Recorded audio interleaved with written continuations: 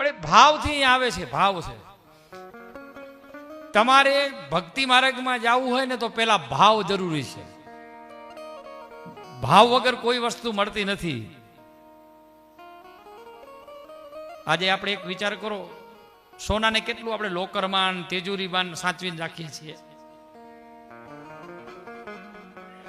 રાખીએ છીએ કે નથી રાખતા? શું કામ રાખો છો? એ જ જગ્યાએ તમે ચંપલને કેમ તેજુરીમાં નથી રાખતા?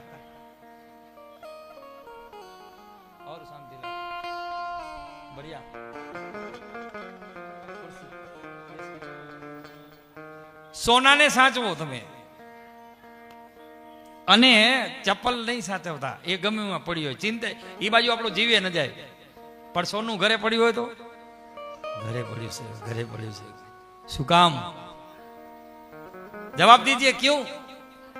એના ભાવ છે એટલે.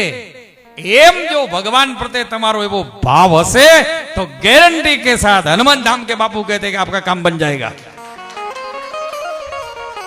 गारंटी के साथ बनता है, सभी का बनता है. एवो हनुमान जी से बाप. यहां तो आओ, बस भगवान ना शरणे नमो, અને આયા ભેગું તમારું કામ થાય.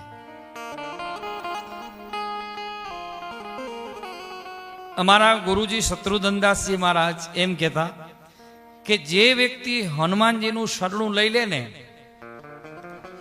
એને પછી ક્યાંય જવાની જરૂર નથી, ઇનવનીને ગુરુ કરવાની જરૂર નથી. સર્વે સર્વા હનુમાનજી છે, ક્યાંય જવાની જરૂર નહીં. બધું હનુમાનજી કને મળે. કળિયુગના બધા જેટલા ખાતા છે, જેડી બાબુ, જેટલા ખાતા છે કળિયુગમાં,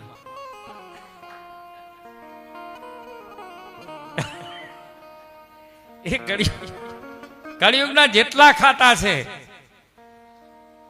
અગ્નિથી માંડી વાયુ તો પોતે જ, વરુણ, બધા જ ખાતા, ન્યાય બધા ખાતા હનુમાનજી કને છે. એટલે તો કહેવાનું કે અષ્ટ સિદ્ધિ નવ નિધિ. વિચાર કરો, સતયુગમાં, દ્વાપર ત્રેતામાં જો ભગવાનને પણ જો આ હનુમાનજીનું આશ્રય લેવો પડ્યો હોય. રામને હનુમાનજીની જરૂર પડી હતી. રામ જ્યારે સીતાજીની શોધમાં ગયા ત્યારે પહેલી મુલાકાત કોની થઈ ખબર છે તમને? રામને પહેલી મુલાકાત હનુમાનજીની, ઋષિમુખ પર્વત ઉપર હનુમાનજીથી મુલાકાત થઈ. હનુમાનજી કીધું, પ્રભુ કાંઈ ચિંતા કરવા જરૂર નથી, આ તો સામાન્ય છે બધી બાબત. શ્રી સીતાજીની શોધમાં અમે મદદ કરશું, અમે તમારી સાથે છીએ. રામ કે આ વાંદરાઓ શોધ કરશે કે યસ? એટલે હનુમાનજી નું આશ્રય. ભલે હનુમાનજીની મોટાઈ ગઈ, રામને જ આગળ રાખ્યા. જે કરે મારો રામ કરે, રામ કરે, રામ કરે. પણ આખર તો મારો હનુમાનજી.